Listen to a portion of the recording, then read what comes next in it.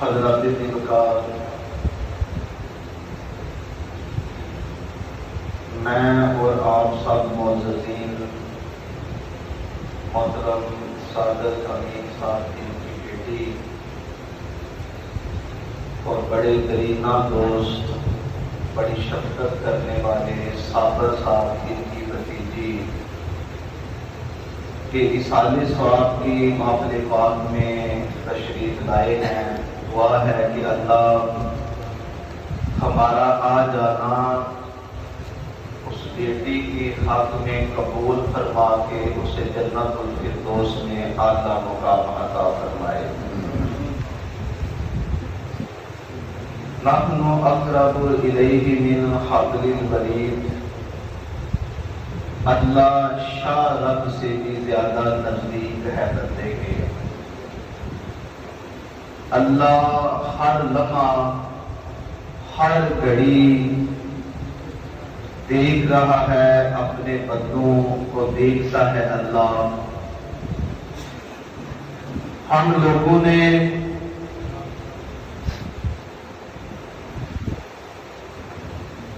ہسپتالوں کے اندر، بازاروں کے اندر، کالجز کے اندر، اسکول کے اندر کیمرے لگا دیے کہ اس سے گناہ کم ہو، اور ساتھ ہی لکھ دیا، اوپر لکھا ہوتا ہے کہ کیمرے کی آنکھ آپ کو دیکھ رہی ہے۔ تو اللہ کے بندوں، کبھی یہ بھی تصور کیا ہے کہ اللہ کی آنکھ تمہیں دیکھ رہی ہے؟ کبھی یہ بھی یاد، کبھی تصور کرو نا کہ کیمرے کے ڈر کی وجہ سے گناہ چھوڑ دینا اور اللہ کے ڈر کی وجہ سے گناہ نہ چھوڑنا، یہ تو کوئی بات نہ ہوئی۔ ویسے یہ بات آپ نے یاد رکھنی ہے کہ گناہ کیمرے کی وجہ سے کبھی ختم نہیں ہوا جب تک گناہ دل کے اندر احساس پیدا نہ ہو کہ یہ گناہ ہے۔ میں بارگاہ رسالت میں آپ کو لے چلتا ہوں۔ اللہ کے نبی کی بارگاہ میں ایک عورت آئی، آ کے کہتی ہے یا رسول اللہ میرے اوپر حد لاگو کریں، مجھ سے گناہ سرزد ہو گیا، میں نے بدکاری کی ہے۔ اللہ کے نبی فرماتے ہیں کہ تیرے پاس دلیل کون سی ہے؟ خود گناہ کا اعتراف کرتی ہے اور اس کے اوپر اللہ کے نبی اس سے دلیل مانگ رہے ہیں۔ تو وہ کہتی ہے یا رسول اللہ میرے پیٹ میں بچہ ہے جو میں نے بدکاری کی ہے، تو گناہ ہو گیا، آپ میرے اوپر حد لاگو کریں۔ تو اللہ کے نبی نے فرمایا ابھی چلی جا، جب بچہ پیدا ہو جائے گا تب آنا، کیونکہ گناہ تم نے کیا، تیرے بچے نے تو نہیں نہ کیا، تو بعد میں آنا، اب چلی جا۔ جب بچہ 9 ماہ کے بعد پیدا ہو جاتا ہے اور وہ اللہ کے نبی کی بارگاہ میں آ جاتی ہے، تو اللہ کے نبی فرماتے ہیں کہ ابھی چلی جا، جب تک بچہ ہاتھ میں روٹی پکڑنے کے قابل نہیں ہوتا اتنی دیر تک اب میرے پاس نہ آنا، چلی جا۔ 2 سال کے بعد صحابہ کرام فرماتے ہیں وہ عورت آئی، اس کی گود میں بچہ تھا، روٹی کا ٹکڑا اس نے پکڑا تھا، تو آ کے کہتی ہے یا رسول اللہ میرے لیے حکم صادر فرما دے، جب رات کو گناہ یاد آتا ہے نا تو ساری رات رو کے گزار دیتی ہوں، بستر پر کپڑے بدلتی رہتی ہوں کہ اگر کسی گناہ کی حالت میں مر جاتی ہوں تو آقا اللہ کو کیا جواب دوں گی، میں تو سیدھی دولت میں جاؤں گی، میرے نبی مجھے پاک کر دینا۔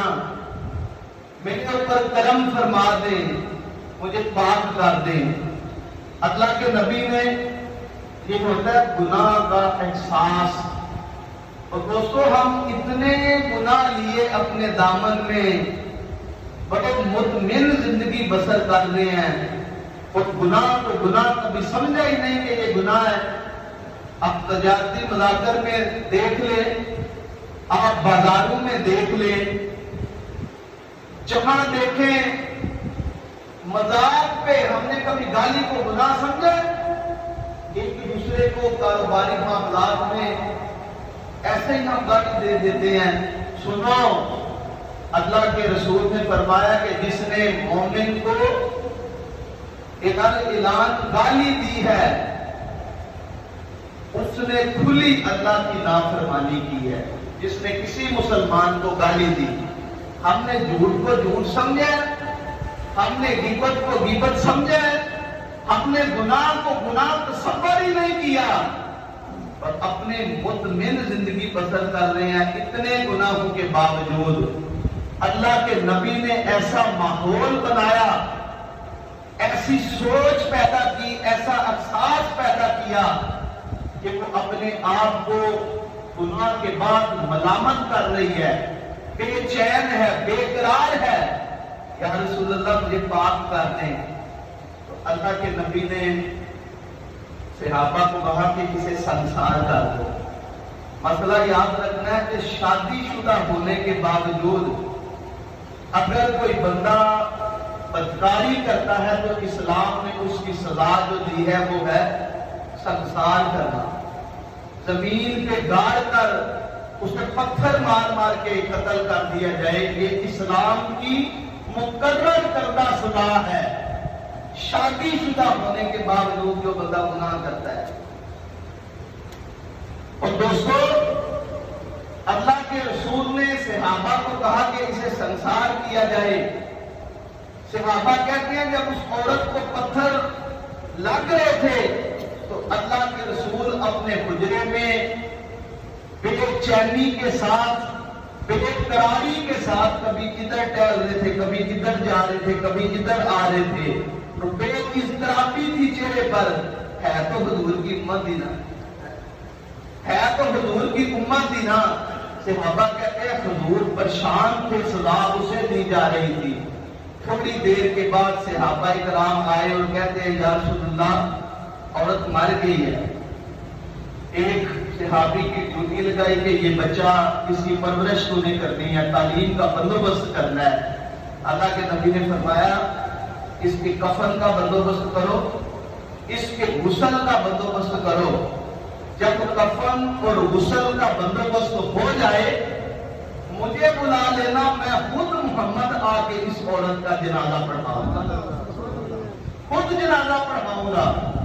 جب جنازہ اللہ کے نبی نے اس عورت کا پڑھا دیا، حضرت انس فرماتے ہیں جتنی دیر اونٹ ذبح کرنے میں، اس کی کھال اتارنے میں، اس کا گوشت کرنے میں، اور گوشت کرنے کے بعد گوشت کو تقسیم کرنے میں جتنا ٹائم لگتا ہے، اللہ کے نبی اس عورت کی قبر پر اتنی دیر تک دعائیں کرتے رہے، اتنی دیر تک دعائیں کرتے رہے ہیں۔ ایک صحابی کہتا ہے یا رسول اللہ آپ کیوں اتنے بے قرار ہیں، آپ کیوں اتنی دعائیں کر رہے ہیں؟ اس نے تو بدکاری کی ہے۔ میرے نبی نے فرمایا، میرے کریم آقا نے فرمایا خبردار چپ ہو جاؤ، تو نے اس کے گناہ کو دیکھا، تو نے اس کی توبہ کو نہیں دیکھا کہ اس نے کتنی شاندار توبہ کی ہے۔ اگر اس کی توبہ میں اپنی پوری امت پہ تقسیم کر دوں تو اللہ اس کی توبہ کی وجہ سے میری ساری امت کو معاف فرما دے۔ تو دوستو گناہ اس وقت ختم ہوتے ہیں جب گناہ کو گناہ سمجھا جائے، احساس کیا جائے۔ ہم نے بھی کبھی دیکھا حضرت جنید بغدادی، آپ نے اپنے استاد سے پوچھا تھا کہ مجھے کوئی وظیفہ بتائیں حضرت، اس وظیفے کو کر کے صبح شام میں اپنی زندگی کو سنوار سکوں، صبح شام وظیفہ کروں، تو آپ کے مرشدوں نے آپ کو بتایا کہ صبح شام تیرا وظیفہ یہ ہے، یہ کہا کر کے اللہ میرے ساتھ ہے اور اللہ مجھے دیکھ رہا ہے۔ کیا وظیفہ ہے؟ اللہ میرے ساتھ ہے اور اللہ مجھے، جب یہ احساس پیدا ہوگا کہ اللہ میرے ساتھ ہے اور اللہ مجھے دیکھ رہا ہے، تو جب اللہ بندے کو دیکھ رہا ہوتا ہے تو پھر بندہ گناہوں سے باہر آ جاتا ہے۔ یہ وظیفہ کر لیں اپنا، وَلِمَنْ خَافَ مَقَامَ رَبِّهِ جَنَّتَانِ، فرمایا جو اللہ کے سامنے کھڑا ہونے سے ڈر جاتا ہے، اللہ پاک نے اس کے لیے ایک نہیں 2 جنتیں بنائی ہیں۔ کتنی جنتیں بنائی ہیں؟ اس کے لیے 2 جنتیں ہیں۔ جو گناہ سے منہ پھیر لیتا ہے، اللہ سے ڈر جاتا ہے، اللہ پاک فرماتا ہے کہ اس کے لیے 2 جنتیں ہیں۔ مفسرین میں اور امام فخر الدین رازی نے لکھا کہ جس کو قدرت ہو، قبضہ ہو گناہ پر، طاقت ہو گناہ کرنے کی، طاقت ہونے کے باوجود وہ گناہ سے منہ پھیر لے، اللہ پاک اس بندے کے لیے 2 جنتوں کا اللہ نے اس بندے کے ساتھ وعدہ کیا ہے۔ اور امام شافعی رحمۃ اللہ علیہ کا وقت تھا، ایک بادشاہ تھا، اس آیت کی تشریح کرنے لگا۔ ایک بادشاہ نے غصے میں اپنی بیوی کو کہا، کہ سننے والی بات ہے، غصے میں اپنی بیوی کو کہا کہ تجھے طلاق ہے۔ آگے بیوی بھی ملکہ تھی، شہزادی تھی، وہ کسی بادشاہ کی بیٹی تھی۔ اس نے یہ کہا کہ اچھا پیچھے ہٹ کا جہنمی، تو نے مجھے طلاق دی ہے؟ آگے سے بادشاہ کہتا ہے اگر میں جنتی نہیں تو پھر تجھے طلاق میں پکی دیتا ہوں۔ اب پہلا تو مسئلہ اس کا حل تھا، دوسرے مسئلے کا حل کہاں سے ڈھونڈے؟ کون سرٹیفکیٹ دے کہ یہ بادشاہ جنتی ہے یا جہنمی ہے؟ کس کو پتا ہے؟ علماء کے پاس بات جاتی ہے، علماء سے مسئلہ پوچھا جاتا ہے تو وہ کہتے ہیں کہ ہم تو نہیں بتا سکتے نا کہ یہ بادشاہ جنت میں جائے گا یا دوزخ میں جائے گا۔ یہ بات چلتی چلتی حضرت امام شافعی رحمۃ اللہ علیہ آپ کے پاس پہنچتی ہے۔ آپ نے فرمایا بادشاہ کو بلا لو۔ جب بادشاہ آیا تو آپ نے فرمایا کہ چند لمحوں کے لیے تنہائی میں بادشاہ سے ملاقات کرنی ہے۔ تھوڑی دیر کی ملاقات کے بعد امام شافعی رحمۃ اللہ علیہ باہر نکل کے، لوگ کھڑے تھے، مجمع تھا کہ کیا فیصلہ آتا ہے، سارے منتظر تھے کہ فیصلہ کیا آتا ہے۔ امام شافعی تھوڑی دیر کے بعد آ کے یہ کہتے ہیں کہ بادشاہ جنتی ہے، اس کی طلاق واقعہ نہیں ہوئی۔ اب کچھ علماء نے یہ کہا کہ بادشاہ کے اندر ڈیل ہو گئی ہے، کچھ نذرانہ پیش کر دیا بادشاہ نے، اسی وجہ سے امام شافعی رحمۃ اللہ علیہ نے فتویٰ دے دیا۔ لوگوں کے اصرار پر آپ نے فرمایا اگر تم لوگ اصرار نہ کرتے تو یہ بھی میں پردہ رہنے دیتا۔ سنو، بادشاہ سے میں نے تنہائی میں پوچھا کہ بادشاہ سلامت، اللہ نے تجھے بڑا مال و دولت عطا کیا، حکومت عطا کی ہے، طاقت عطا کی، سلطنت عطا کی ہے، مجھے یہ بتاؤ کہ اپنی ساری زندگی میں کبھی ایک دفعہ بھی تنہائی میں اللہ سے ڈر کے کوئی گناہ چھوڑا ہے؟ پوری زندگی میں ایک دفعہ، اپنی پوری زندگی میں ایک دفعہ اللہ سے ڈر کے کوئی گناہ چھوڑا ہے؟ تو بادشاہ نے آگے سے مجھے بتایا کہ ہاں، میری زندگی کا ایک دن ایسا تھا، میں اپنے محل میں داخل ہوا، میری ایک کنیز میرے بستر کو صحیح کر رہی تھی، میرے محل کے کمرے کو صاف کر رہی تھی، نوجوان بھی تھی، خوبصورت بھی تھی، میرا دل للچا گیا اس کی خوبصورتی پر۔ میں نے قدرت رکھنے کے باوجود، طاقت رکھنے کے باوجود اس کے قدم بڑھایا، ہاتھ آگے کیا، تو آگے سے اس نے مجھے کہا کہ تجھے اللہ سے ڈر نہیں لگتا؟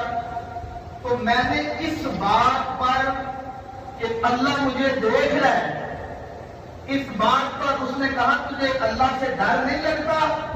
تو بادشاہ کہتا ہے میں نے بادشاہ ہونے کے باوجود اپنی کنیز سے معافی مانگی، مجھے معاف کر دے، میں اللہ سے ڈر گیا ہوں۔ امام شافعی کہتے ہیں کہ میں نے اس بادشاہ سے کہا کہ اٹھو میرے سینے سے لگ جاؤ، اللہ کا قرآن کے اندر وعدہ ہے وَلِمَنْ خَافَ مَقَامَ رَبِّهِ جَنَّتَانِ، جو اللہ کے سامنے زندگی میں ایک مرتبہ کھڑا ہونے سے ڈر گیا، اللہ نے اس کے لیے 2 جنتوں کا وعدہ کیا ہے۔ تو جنتی ہے کیونکہ تیرے پاس طاقت تھی، تیرے پاس حکومت تھی، شکایت کوئی نہیں تھی کیونکہ شکایت لگنی کس کے پاس تھی؟ یہ تو بادشاہ تھا۔ تو کہا کہ تیرے طاقت ہونے کے باوجود جو تو گناہ سے منہ پھیر لیا، قرآن کہتا کہ تو جنت میں جائے گا، اس لیے کہا کہ تمام واقعہ نہیں، یہ جنت میں جائے گا۔ اور دوستو کبھی زندگی میں ایک مرتبہ، کبھی اپنی زندگی میں ایک مرتبہ کوئی بولا بالا، کوئی بلا مانس کا ہمارے کندھے چڑھ جائے، ہم دھوکہ دے کے اربوں پہ اس سے کما سکتے ہو، لیکن اللہ کے ڈر کی وجہ سے ہم اسے معاف کر کے تو اللہ راضی نہیں ہوگا۔ بڑے دوست دیکھے ہیں، مرید اپنے پیروں کی بات مان لیتے ہیں، گناہ چھوڑ دیتے ہیں، شاگرد اپنے استاد کی بات مانتا ہے، بیٹی اپنے ماں کی بات مان کر گناہ چھوڑ دیتی ہے۔ یار کبھی زندگی میں اللہ کی بات مان کر بھی گناہ چھوڑے جائیں گے؟ کیا خیال ہے کہ اللہ ہمیں دیکھ رہا ہے؟ اور اللہ کو حاضر جان کر کبھی چھوڑے جائیں گناہ، دسترس ہونے کے باوجود، طاقت رکھنے کے باوجود بندہ اگر گناہ چھوڑ دیتا ہے تو میرے اللہ کا وعدہ ہے وَلِمَنْ خَافَ مَقَامَ رَبِّهِ جَنَّتَانِ، اس بندے کے لیے 2 جنتیں ہیں۔ سبحان اللہ۔ اور حضرت عمر فاروق رضی اللہ تعالی عنہ صحابی کے ایک بیٹے تھے آپ کے دور میں، نماز پڑھنے جاتے، آپ بھی نوجوان تھے، خوبصورت تھے، رستے میں روز ایک لڑکی آتی، نوجوان تھی، خوبصورت تھی، گناہ کی دعوت دیتی، روز گناہ کی دعوت دیتی۔ ایک دن دل مچل گیا، للچا جاتا ہے، اس کی گناہ کی دعوت پر اس کے گھر چلے جاتے ہیں۔ عین ممکن تھا کہ گناہ سرزد ہوتا، کسی قاری صاحب نے یہ آیت پڑھی وَلِمَنْ خَافَ مَقَامَ رَبِّهِ جَنَّتَانِ، کہ جو اللہ کے سامنے کھڑا ہونے سے ڈر جاتا ہے، اللہ نے اس کے ساتھ 2 جنتوں کا وعدہ کیا ہے۔ یہ کان میں آواز آیت کی پہنچی، غشی کھا کے بے ہوش ہو جاتے ہیں۔ جب گھر ان کو پہنچایا جاتا ہے تو والد نے پوچھا، باپ کہتا ہے بیٹا کیا معاملہ تھا؟ تو بیٹا کہتا ہے کہ یہ مسئلہ تھا، طاقت اور قدرت رکھنے کے باوجود میں نے گناہ سے ابا جان منہ پھیر لیا، کیونکہ اللہ میرا فرماتا ہے وَلِمَنْ خَافَ مَقَامَ رَبِّهِ جَنَّتَانِ، جو اللہ کے سامنے ڈر جاتا ہے گناہوں سے، اللہ پاک نے اس کے لیے 2 جنتوں کا وعدہ کیا ہے۔ تو باپ کہتا ہے بیٹا اللہ کے وعدے بڑے پکے ہیں، اللہ کے وعدے بڑے ہی پکے ہیں، اتنی بات ہوتی ہے، غشی تاری ہوتی ہے، اس کی روح کو جوان کی نکل جاتی ہے۔ حضرت عمر فاروق کو بعد میں پتہ چلتا ہے، اس کو دفنا دیا جاتا ہے، جنازہ بھی ہو جاتا ہے۔ عمر فاروق کو پتہ چلتا ہے تو آپ فرماتے ہیں آپ لوگوں نے مجھے بتایا کیوں نہیں؟ اتنا نیک نوجوان تھا، عمر فاروق اس کا خود جنازہ پڑھتے اور پڑھاتے، اب مجھے اس کی قبر پہ لے چلو۔ جب حضرت عمر فاروق رضی اللہ تعالی عنہ اس کی قبر پہ گئے، واقعہ آپ نے سن لیا تھا کہ مسئلہ کیا بنا تھا، تو آپ نے اس کی قبر پہ کھڑے ہو کے فرمایا نوجوان مجھے امید ہے کہ اللہ کے وعدے بڑے پکے ہوتے ہیں، اللہ نے مجھے امید ہے کہ اللہ نے تجھے 2 جنتیں عطا فرمائی ہیں۔ امام بیہقی، امام حجر اسقلانی یہ لکھتے ہیں، آپ فرماتے ہیں کہ قبر سے نوجوان کی آواز آتی ہے، اس کی قبر سے کہ امیر المومنین مجھے یقین ہے کہ والی من خاف مقام رب ہی جنتان، جو اللہ نے میرے ساتھ وعدہ کیا تھا واقعی اللہ نے مجھے 2 جنتی عطا کی۔ اللہ کے سامنے میں ڈر جاتا ہوں۔ تو دوستو، کیمرے کی ڈر کی وجہ سے یا یار کبھی ڈاکٹر ایک کہہ دے کہ یہ چیزیں نہیں کھانی تو بیماریوں کی ڈر کی وجہ سے کھانا پینا نہیں ہم چھوڑ دیتے تھے۔ اللہ کے ڈر کی وجہ سے گناہ کیوں نہیں چھوڑتے؟ کبھی یہ بھی سوچا ہے؟ وہ اتنے دامن میں گناہ لیے پھرتے ہیں، کبھی سوچا ہی نہیں ہے کہ یہ گناہ ہے۔ تو جنید بغدادی کو آپ کے استادوں نے یہ وظیفہ دیا جو ہمارا بھی وظیفہ ہونا چاہیے، کہ پوچھا تھا کہ وظیفہ کیا ہے؟ آپ نے فرمایا تیرا وظیفہ یہ ہے کہ صبح شام یہ تیرا وظیفہ ہے کہ اللہ میرے ساتھ ہے اور اللہ مجھے دیکھ رہا ہے۔ سارے بولے اللہ میرے ساتھ ہے اور اللہ مجھے اللہ میرے ساتھ ہے اور اللہ مجھے دیکھ رہا ہے۔ اللہ سب کچھ دیکھ رہا ہے۔ ہر ایک بندے کی ایک مووی بن رہی ہے۔ قیامت کے دن اس کے سامنے ایک ایک لمحے کا جو ہے اس نے جو کیا ہے دوستوں اس کے سامنے ہوگا۔ اس سے پہلے کہ زندگی بیت جائے گناہوں میں، آؤ اللہ کی بارگاہ میں سارے مل کے توبہ کرنی چاہیے نا۔ ہم سارے لوگ لاکھوں لوگ حج پہ جاتے ہیں، عمرہ کرتے ہیں، شب برات پہ لوگ رات کو رو رو کے دعائیں کرتے ہیں، لیلۃ القدر کو دعائیں کرتے ہیں۔ ہم نے یہ رسمی توبہ قائم کی ہوئی ہے۔ اتنے لاکھوں کی تعداد میں پاکستان سے حج پہ جائیں اور عمرے پہ جائیں، ان وہاں رو رو کے اللہ سے گناہوں کی معافی مانگیں۔ اس کے بعد بازاروں کے اندر، کچہریوں کے اندر، پولیس اسٹیشنوں کے اندر گناہ کم ہونے چاہیے کہ نہیں ہونے چاہیے؟ کم ہونے چاہیے نا۔ اور شب برات میں رو رو کے اللہ کو کہتے ہیں کہ یا اللہ ہمیں معاف کر دے۔ اس کی اگلی صبح بازاروں میں اسی طرح جھوٹ نہیں چلتا، بازاروں میں اسی طرح لوگوں کے ساتھ دھوکہ نہیں ہوتا۔ یہاں تو اس کا مطلب یہ ہے کہ یہ رسمی توبہ تھی۔ ہم نے وہ رات کو ایک مخصوص کر لیا کہ اس رات کو صرف اللہ سے توبہ کرنی ہے، اپنی زندگی کے سارے معاملات ہم نے اسی طرح کرنے ہیں۔ نہیں یار، بڑے لوگ ہمیں چھوڑ کے چلے گئے، بڑے دوست ہمارے ہم ظلم چلے گئے، ہم نے اپنے دوستوں کو، اپنے والدین کو اپنے ہاتھوں سے قبر میں اتار دیا۔ کب وقت آئے گا جب اللہ سے توبہ کریں گے؟ کب آئے گا جب اللہ کے ڈر کی وجہ سے ہم گناہ چھوڑ دیں گے؟